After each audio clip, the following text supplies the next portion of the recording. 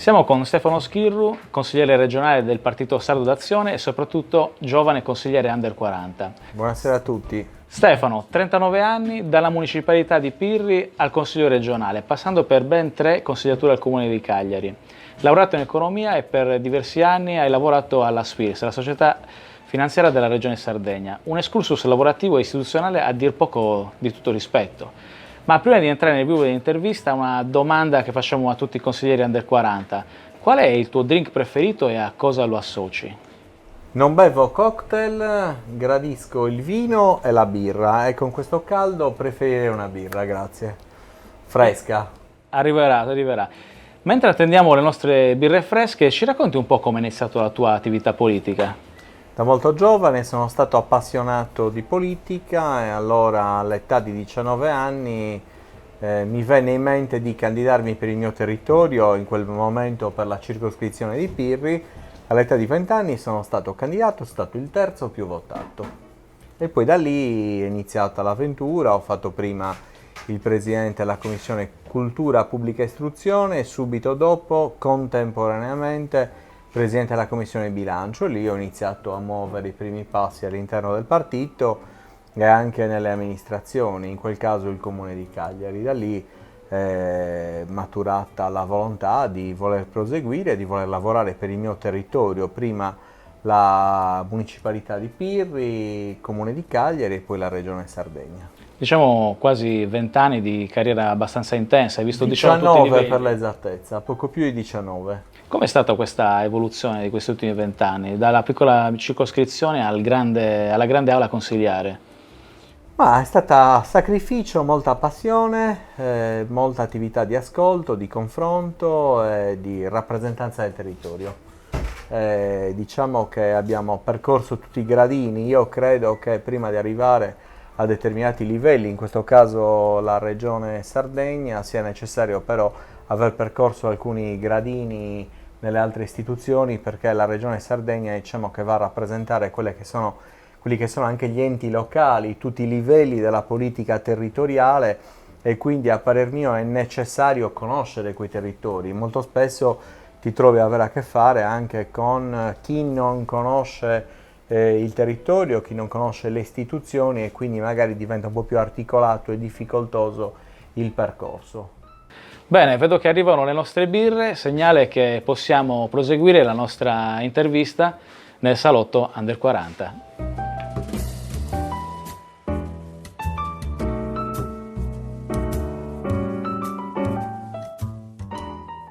Ed eccoci nel salotto Under 40, continuiamo la nostra intervista in compagnia di Stefano Schirru del Partito Sardo d'Azione.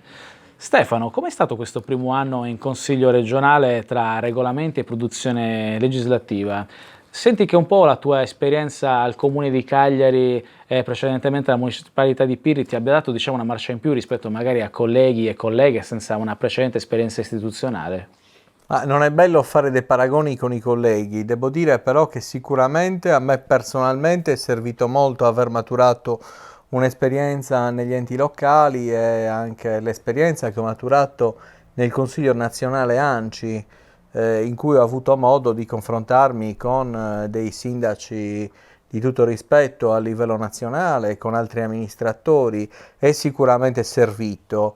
Allo stato attuale noi abbiamo portato avanti una serie di proposte di legge utilissime per la Regione Sardegna. Io la prima proposta di legge che ho presentato una volta eletto come da promessa di campagna elettorale è stata la legge sull'autismo, ovvero mettere nero su bianco quelle che dovevano essere le indicazioni per questo problema che riguarda la Regione Sardegna e non solo, però purtroppo la Regione Sardegna è il primato in Italia per i soggetti con disturbo dello spettro autistico. Questo l'abbiamo detto, l'abbiamo fatto in accordo anche con i colleghi e a breve andremo a discuterlo in commissione per poi portare l'argomento in aula.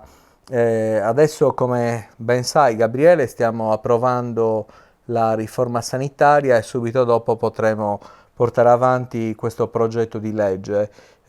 Quindi posso dirti che l'esperienza precedente è servita molto anche per avere una base sulla quale partire. Prima ne abbiamo parlato e ritengo che sia doveroso, prima di far parte di un'assemblea legislativa come il Consiglio regionale, aver maturato un minimo di esperienza in un ente locale. Io personalmente ho avuto la fortuna di percorrere tutti i gradini, spero che non si concluda qui, tra l'altro. Cosa fai quando non sei in consiglio o in commissione? Come vive Stefano Schirru fuori dal palazzo regionale? Vivo normalmente, vivo in famiglia, vivo in mezzo agli amici, mi piace fare sport, ogni tanto vado a giocare a tennis o in bicicletta, non so giocare a calcio, anche se mi piace, oppure leggo, studio, cerco di informarmi, normalmente, credo come qualunque 39enne che ha una vita sociale e cerca comunque di migliorare nell'attività lavorativa e di cercare di produrre anche a livello mentale quegli atti che poi andranno prodotti e portati in consiglio. In consiglio con molta probabilità si lavorerà fino a Ferragosto. Secondo te quali saranno le prime sfide da risolvere dopo la pausa estiva? Ma noi probabilmente lavoreremo anche oltre Ferragosto o per meglio dire non interromperemo i lavori, nessuno ha questa intenzione. Noi abbiamo intenzione di dare delle risposte ai sardi anche perché siamo stati bloccati per diversi mesi con la questione che tutti conosciamo che è quella del Covid-19, quindi oggi vogliamo portare avanti tutte le iniziative che abbiamo in discussione, quindi abbiamo parlato di riforma sanitaria che approveremo sicuramente prima di Ferragosto, la riforma degli enti locali, il piano casa e probabilmente la riforma degli enti regionali. Quindi credo che non avremo alcuna pausa, che lavoreremo ininterrottamente, forse avremo una pausa obbligatoria per dare la possibilità ai dipendenti del Consiglio di prendere qualche giorno di ferie, ma questo non è un aspetto che ci preoccupa. A noi preoccupa dare delle risposte velocemente ai sardi che ci chiedono questo, che meritano e che hanno fatto abbastanza sacrifici. Dal punto di vista della maggioranza credo che non ci siano alcune problematiche, quindi nulla da affrontare. Il confronto non va mai visto come scontro, ma solo come momento per cercare di creare delle basi forti per portare avanti delle iniziative. D'altronde stiamo portando avanti tutti argomenti che avevamo già esposto e anticipato in campagna elettorale, quindi non stiamo facendo nulla di nuovo. Parliamo di emigrazione giovanile e disoccupazione. Secondo te perché è così difficile far restare i giovani sardi nell'isola? Quale potrebbe essere la scelta di Stefano Schirru per ridurre questa piaga in Sardegna? Ma la ricetta non è unica e non è una. Sarebbe necessario creare sviluppo e creare le condizioni. Questo può sembrare un luogo comune, è una frase che possono dire in tanti, ma noi ci crediamo. Noi crediamo che la nostra isola, la nostra terra possa dare delle grandi opportunità ai giovani, però bisogna creare anche le condizioni affinché la Sardegna in Europa diventi protagonista e possa decidere su tematiche molto importanti, quelle legate al turismo, legate alla continuità territoriale, legate all'industria. Noi pensiamo che a tutt'oggi abbiamo dei vincoli importanti e delle subordinazioni che riguardano la continuità territoriale rispetto a una Unione Europea che ci tratta come se fossimo l'ultima delle isole del continente. Quindi credo che occorra anche una revisione del sistema elettorale per il Parlamento europeo perché la Sardegna ancora oggi non è in grado di esprimere un parlamentare. Noi a tutt'oggi non abbiamo un parlamentare che ci rappresenti in Europa. Queste sono delle azioni a parer mio propedeutiche per creare quelle condizioni che possano aiutare i giovani a rimanere nell'isola. Fermo restando, Gabriele, che credo che i giovani abbiano tutto il diritto di andare fuori a maturare delle esperienze. Non possiamo pensare che i giovani possano rimanere qui e non fare gli Erasmus, non fare l'esperienza fuori per conoscere le lingue, non maturare esperienze generiche all'estero e invece noi dobbiamo fare esattamente l'opposto, dare la possibilità ai giovani di andare fuori, di imparare, di carpire nuove conoscenze e successivamente di poter applicare quelle conoscenze nella nostra terra, nella nostra isola. Si parla spesso di imprenditoria giovanile in Sardegna. Riflettendo sulle diverse agenzie regionali come Sardegna Ricerche, perché è così difficile per un giovane sardo, secondo te, accedere ai finanziamenti pubblici e anche per gli enti, spendere le risorse destinate per sostenere lo sviluppo locale? Allora, per gli enti perché purtroppo il sistema è macchinoso. È macchinoso, è contorto, l'accesso al credito non è mai agevolato, nel senso che oggi i soldi purtroppo vengono dati a chi li ha già, perché quando un'amministrazione comunale mi presenta un de minimis, quindi un progetto per agevolare i soggetti che hanno necessità di aiuto e chiede delle fideiussioni assicurative o bancarie, non sta agevolando nessuno, perché le fideiussioni, le assicurazioni o gli istituti comunque vanno a erogarle ai soggetti che possono comunque pagarle, quindi già questa non è un'agevolazione. Per quello parlavo di avere una rappresentanza al Parlamento europeo, perché abbiamo necessità di rappresentare le nostre esigenze. Oggi un ragazzo che si diploma o che si laurea col massimo dei voti, che impara un lavoro e poi va a cercare anche un finanziamento senza avere nessuno alle spalle per poter portare avanti una determinata iniziativa, ha molte difficoltà. La Regione Sardegna qualche anno fa, ormai credo un 7-8 anni fa, aveva promosso il microcredito che veniva gestito direttamente dalla società finanziaria regionale, che aveva dato degli ottimi risultati, era abbastanza snello, però poi altri soggetti che si sono messi a gestire delle misure di credito hanno escogitato dei meccanismi molto articolati che non davano la possibilità di erogare queste misure. Vorrei ricordare che il Comune di Cagliari, quando aveva promosso delle iniziative in favore dei neoimprenditori o anche di imprenditori già esistenti, a valere sulla legge 37, aveva articolato in maniera talmente contorta il bando che su 5 milioni forse erano stati spesi mezzo milione di euro, erano stati erogati mezzo milione di euro. Quindi c'è qualche problema, noi dobbiamo cercare di far gestire i soldi a chi li sa gestire, a chi è del mestiere, anche gli enti locali non si possono improvvisare nella gestione dei fondi e deve essersi un soggetto attuatore che possa rappresentare le esigenze di tutti gli enti locali. I soldi esistono, i soldi ci sono, vanno dati ai giovani e i progetti però vanno analizzati e valutati sulla base dell'iniziativa e non su l'esistenza o meno di polizze fideiussorie, anche perché abbiamo visto con l'esperienza regionale di diversi anni fa che questo tipo di analisi ha avuto del raggiungimento di obiettivi molto importanti e abbiamo avuto un default del 10% che in finanza è a un livello abbastanza basso, cioè è stato raggiunto un obiettivo molto importante. Hai iniziato la tua attività come amministratore nella municipalità di Pirri. Pensando alle vecchie circoscrizioni del comune di Cagliari, ormai soppresse, secondo te è auspicabile la ricostituzione dei parlamentini di quartiere per avvicinare i giovani alla politica e dare loro la possibilità di conoscere meglio il funzionamento della macchina istituzionale? Allora, assolutamente le circoscrizioni hanno sempre rappresentato un punto d'incontro per i cittadini, ma anche un luogo in cui confrontarsi tra amministratori e cittadini, ma anche per quanto riguarda gli amministratori conoscere i umori e i malumori dei cittadini e tra l'altro era una bella scuola politica. Prima anche il Comune di Cagliari, essendo amministrato anche dalle circoscrizioni, riusciva a dare un po' più di risposte precise, puntuali in determinati settori.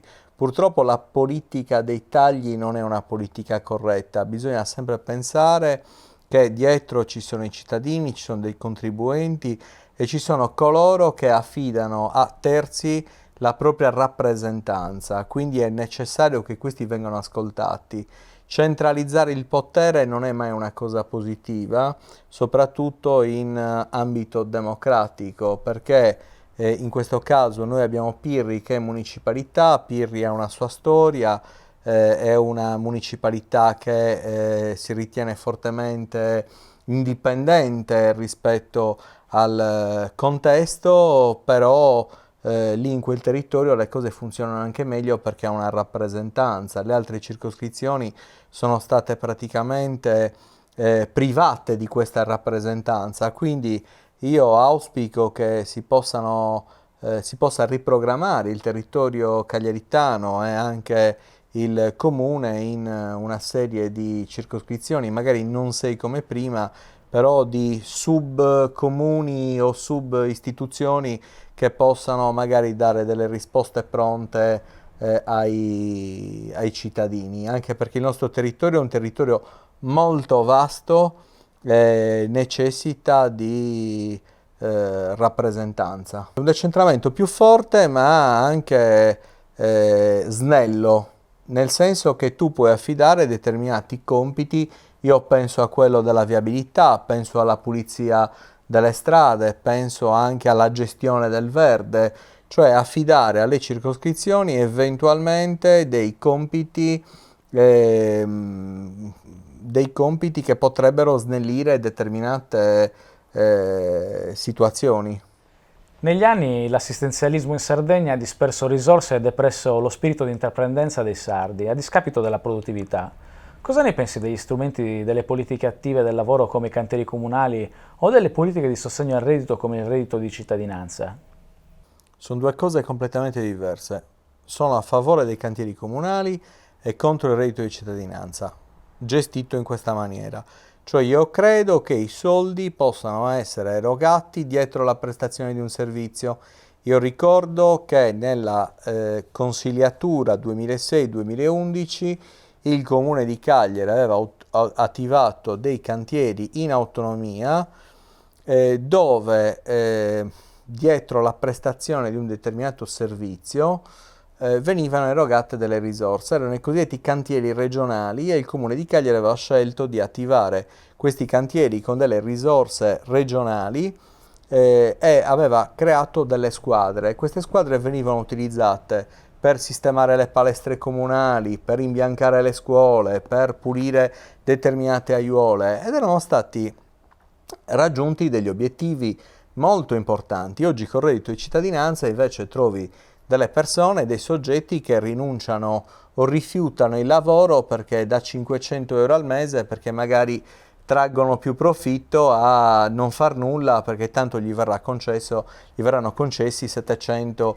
euro. Quindi non è un sistema per aiutare l'economia. I cantieri invece danno la possibilità al soggetto di dare un servizio e di avere anche una ricompensa monetaria per l'erogazione di quel servizio. Quindi io sono contro l'assistenzialismo, ma utilizzerei i soldi per l'assistenzialismo per creare anche dei posti di lavoro e dare la possibilità ai soggetti di lavorare, anche perché credo che sia mortificante per un padre di famiglia ottenere dei soldi senza prestare un'ora di lavoro al giorno.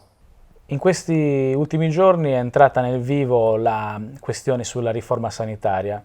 Cosa volete modificare voi del centrodestra rispetto al precedente sistema sanitario creato nella legislatura precedente dal centrosinistra? Ma diciamo che la precedente riforma sanitaria non è stata condivisa da tutti. Il fatto che il presidente Pigliaru ha chiesto la fiducia su una riforma sanitaria che non era condivisa, però molti degli allora consiglieri di maggioranza non volevano tornare a casa e l'hanno votata a malincuore. Oggi noi stiamo portando avanti una riforma con parte di centrosinistra che ci sostiene, magari non in toto, però nel complesso stiamo portando avanti una riforma per dare delle risposte ai cittadini, mentre prima l'obiettivo e la mission che governava la riforma era quella del risparmio, del taglio. Oggi invece noi dobbiamo dare delle risposte e ciò che governa la nostra riforma è l'interesse del malato, l'interesse del paziente. Vogliamo creare un sistema che aiuti tutti a curarsi, che aiuti tutti a vedere i propri diritti riconosciuti. Oggi non è concepibile che per fare una risonanza occorrano 60 giorni, per fare un ecodoppler ne occorrano 90, per fare un'ecografia occorrono 120 giorni, un intervento chirurgico non si sa quanto possa durare. Noi abbiamo necessità però anche nella riforma di fare in modo che ogni territorio della Sardegna, ricordo che la Sardegna è una regione vasta, non possiamo centralizzare il controllo su un unico ente, su un'unica persona, abbiamo necessità di decentrare il controllo e fare in modo che esistano diverse ASL, come succedeva prima, che abbiano il controllo del proprio territorio, perché ogni territorio ha sé, non possiamo essere cagliaricentrici come oggi avviene, e quindi abbiamo necessità che l'Ogliastra abbia una propria ASL, che l'Oristanese abbia una propria ASL, il Sassarese, l'Ogliastra e così via. Questo credo che sia un sistema per fare in modo che aumenti il controllo, migliori la gestione e sia più efficiente il sistema nell'interesse del malato.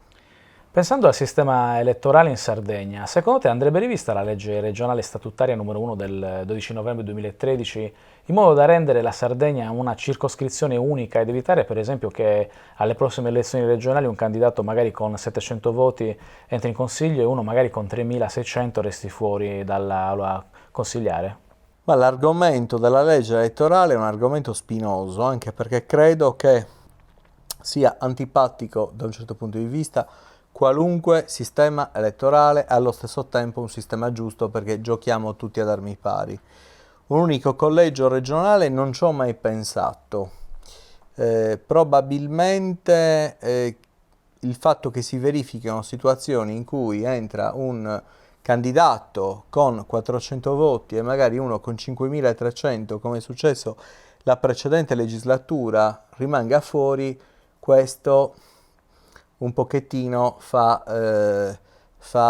destare qualche preoccupazione. I collegi purtroppo, come diceva un mio vecchio amico, vanno a incrementare il debito pubblico perché si è sempre concentrati su quel territorio e si cerca di portare acqua proprio a quel mulino. Magari non è la situazione della Regione Sardegna perché noi in questa fase siamo abbastanza solidali con tutti i territori e cerchiamo anche di fare sintesi con i colleghi delle altre province, però questa sì è vero, è una piaga, questa è una piaga, ma lo sarebbe comunque, anche facendo il collegio unico, lo sarebbe comunque perché tutti cercheranno sempre di andare a privilegiare il loro territorio rispetto ad un altro. Però non è un argomento oggi all'ordine del giorno, non stiamo pensando alla legge elettorale, ma stiamo pensando di migliorare altri aspetti per far crescere il nostro territorio, far crescere l'isola e poi magari questo, se avremo tempo, lo analizzeremo in futuro. Allo stato attuale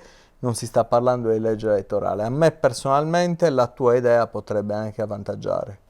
Stefano, così detto tra noi, in politica i pericoli arrivano spesso più dagli alleati che dall'opposizione. In questi ultimi 6 mesi nella maggioranza di governo si sono registrati diversi momenti di tensione, nonostante diversi richiami all'unità. Secondo te è più una mancanza di esperienza da parte di alcuni consiglieri o avete visioni troppo diverse sulla politica regionale tra gli alleati? Tutti e due, però quando si è in tanti è normale che ci siano dei momenti di scontro e di confronto. Quindi credo che questi siano anche però dei momenti che poi possano rafforzare e temprare ancora di più una maggioranza. È normalissimo che questo accada soprattutto quando si è in tanti, ognuno ha la sua visione, ognuno ha il suo pensiero, però è importante poi alla fine confrontarsi. Io sono sempre per il confronto, qualunque cosa ci sia, qualunque problematica ci sia da affrontare, è bene che questa venga discussa, però alla fine quello che conta è arrivare a una conclusione e fare in modo che siano condivise tutte le iniziative anche dei singoli consiglieri della maggioranza. Devo dire da quel punto di vista però che siamo un bel gruppo, molto coeso, non significa che non ci sia confronto all'interno, però sono tutte persone per bene che tengono molto al destino della Sardegna e che vogliono camminare a testa alta e fare del bene per noi sardi. Facendo un attimo un ragionamento sulla capacità amministrativa e anche l'essere giovane, giovane amministratori, tra le prime, diciamo, azioni da neoconsigliere hai presentato come primo firmatario la tua prima proposta di legge sull'autismo.